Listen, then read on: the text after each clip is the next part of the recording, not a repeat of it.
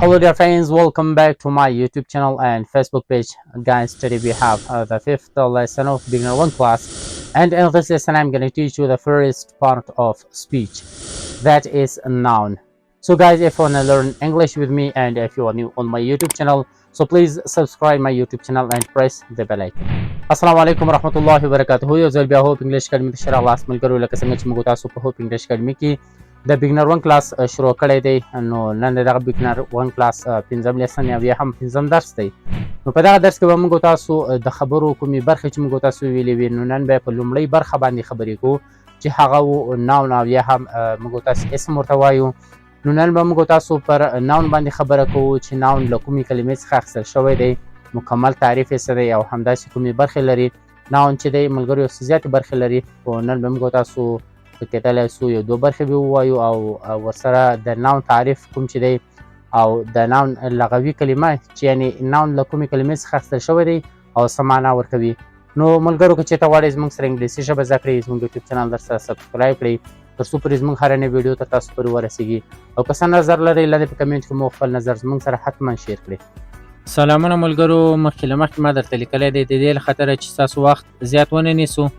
نو انشاءالله زموږ هدف به همدا وي چې ستاسو تر تاسو پورې په لنډو ټکو سره او په لنډو ویډیوګانو سره موږ خپل درسونه در ورسوو. ګوره ملګرو، ما دلته لیکلی دی چې واټ از ناون او یا هم نومین کلمه مې ورسره ذکر کړې ده. صحیح شو. نو ملګرو موږ تاسې ګوره پارټس اف سپیچ وویلې چې 8 برخې لري. د هغې لومړۍ برخه چې دی ناون دی. اوس بیا چې موږ تاسو پر دې باندې پوه سو چې ناون له کومې کلمې څخه اخیستل شوی دی او موږ تاسو په پښتو کې ورته څه وایو. صحیح شو. ګوره دلته مې لکه موږ تاسو په تېر درس کې ویلې چې ګرامر همدا رقم is taken from old Greek word ګرامر. صحیح شو. د زوړ لاتیني لفظ ګرامر څخه اخیستل شوی و ګرامر. او ناون چې دی دلته موږ تاسو بیا چې په دې باندې پوه سو چې دغه ناون کلمه له کوم لفظ څخه را نقل شوې ده. ناون ګوره له زوړ لاتیني لفظ څخه همدا رقم را نقل شوی چې هغه زوړ لاتیني لفظ و نومین. صحیح شو. راځو موږ تاسو تعریف ته. ګوره موږ تاسو په پښتو کې ناون ته وایو اسم. صحیح شو. نو موږ تاسو د اسم په معنا باندې باید چې پوه سو، په تعریف باندې د نومین په تعریف باندې. یعنی دغه اسم چې دی د اسم کلمه ده د هرې ژبې لپاره په هره ژبه کې شته. صحیح شو. چې اوس موږ تاسو تعریف ته راځو. definition تعریف: nouns are simply the names we give to everything around us. صحیح شو. whether is a person, place, thing, event or an idea. اوس راځو موږ تاسو ټکي په ټک معنا nouns چې دی یعنی اسمونه. صحیح شو. simply په ساده ډول names نومونه دي. names نومونه we موږ give ورکوو. صحیح شو. to everything و هر شي ته around us چې زموږ تاسو په چار اطراف کې وي. around چار اطراف as زموږ. whether is a person, place که چېرته هغه شخص وي، د شخص که چېرته شخص وي، ځای وي، thing شی وي، even حادثه وي، کومه حادثه وي، or an idea او یا هم کوم نظر وي. صحیح شو. بیا په بل ډول سره هم موږ تاسو تعریفو. or simply we can say that every naming word is called noun. صحیح شو. په دوه ډول سره موږ تاسو تعریفولی سو، هسې خو تعریفونه بیخي زیات دي. صحیح شو. or یا simply په ساده ډول we can say موږ ویلی سو that every naming word هر هغه نام لرونکی لفظ یا لغت is called ورته ویل کېږي noun. هغه ته ویل کېږي چې شي noun یا هم اسم ورته ویل کېږي. صحیح شو. یعنی هم هر هغه شی چې نوم ولري هغه ته ویل کېږي noun یا هم اسم. اوس موږ تاسو راځو د دغه مکمل معنا وایو. صحیح شو. دلته ګوره موږ تاسو ویلي چې nouns are simply the names we give to everything around us. یعنی noun یا هم اسمونه موږ تاسو په ساده ډول هغه نومونو ته ویلی سو یا وایو ورته چې موږ تاسو یو شي ته ورکړي وي، کوم شی چې زموږ تاسو په چار اطراف کې وي.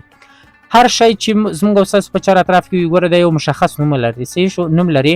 که هغه شخص وي، که ځای وي، که شی وي، کومه حادثه وي. صحیح شو. او داسې کوم نظر وي هغه ته موږ تاسو یو نوم ورکړی دی. نو دغه ټولو نومانو ته په نړۍ کې چې شي دي، که په شرق کې دي که په غرب کې دي، یعنی په دنیا کې د خدای پاک هر خلقیت چې دی هغه یو نوم باندې مشخص دی. صحیح شو. نو دغه نوم لرونکي شیانو ته چې ویل کېږي اسم یا هم ناون ورته ویل کېږي. راځو موږ تاسو بیا بکمنده ورپسې وایو. whether is a person, place, thing, event or an idea. صحیح شو. که چېرته هغه شخص وي، پلیس ځای وي، think شی وي، even حادثه وي، or an idea او یا هم کوم نظر وي. یعنی په هر شي باندې چې نوم ایښودل سوی وي هغه ته ویل کېږي noun. یعنی هغه دی چې شي noun یا هم اسم.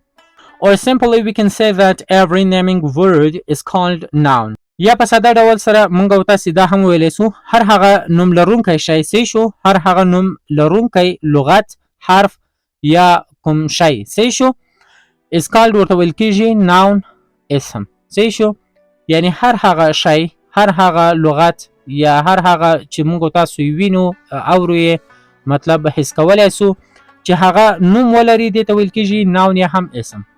صحیح شو. په دې به انشاءالله چې سر خلاصوي. اوس راځو مثالو ته لکه څنګه ګوره موږ تاسو ویلي چې person شخص، اوس شخص محمد صلی الله علیه وسلم دا یو نوم دی، د شخص نوم دی.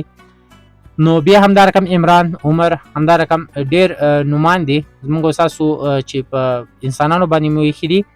دا چې ویل کېږي دغه نومانو ته دې ته ویل کېږي noun یا هم اسم. صحیح شو. یعنی دغه نومونه د انسانانو څه چې دي ارتباط نیسي په noun پورې اړه لري دې ته ویل کېږي noun. صحیح شو اسم. کابل اوس موږ تاسو دلته ګوره پلیس ویلي، کابل سټي دی، یو شهر سو، افغانستان یو کشور سو، یو مملکت سو. نو دغه ځایونو ته په ځایونو باندې چې موږ تاسو نومان ایښي دي دا هم په چیش پورې مربوط دی په noun پورې، ځکه نوم لري. څه شو هغه که ځای وي، که امریکا وي، که عربستان وي، که هر ځای وي چې په نوم باندې مشخص وي هغه ته ویل کېږي noun. صحیح شو.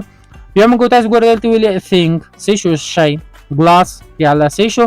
اوس موږ تاسو که ترموز وي، که بوټ وي، که هر هغه شی وي چې موږ تاسو په چار اطراف کې وینو هغه که شی وي صحیح شو او په هغه باندې یو نوم ایښودل شوی وي، په یو نوم باندې مشخصه وي هغه ته هم ویل کېږي noun. صحیح شو. اسم ورته ویل کېږي. explosion اوس چاودنه. صحیح شو. چاودنه چې دی یوه حادثه ده. ګوره موږ تاسو دلته ویلي وو چې even چې اوس یوه حادثه ده.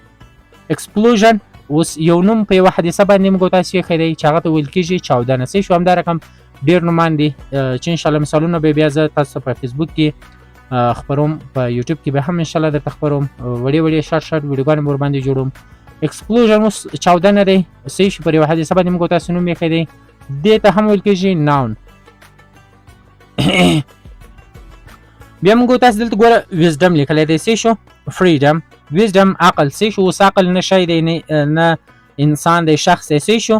او نه هم کوم حادثه ده، نه کوم ځای دی. نو دا wisdom په چیش کې راځي؟ په آیډیا کې، یو نظر کې راځي. صحیح شو. freedom همدا رقم ازادي. صحیح شو. موږ تاسو ازادي لرو چې نوم ورته ورکړی دی دا هم په noun پورې ارتباط نیسي چې آیډیا دی. صحیح شو. نو همداسې ډېر مثالونه موږ تاسو لرو چې انشاءالله په راتلونکي کې به زه تاسو مکمل مثالونه در کوم. نو ملګرو زموږ ویډیو تر همدې ځای پورې وه.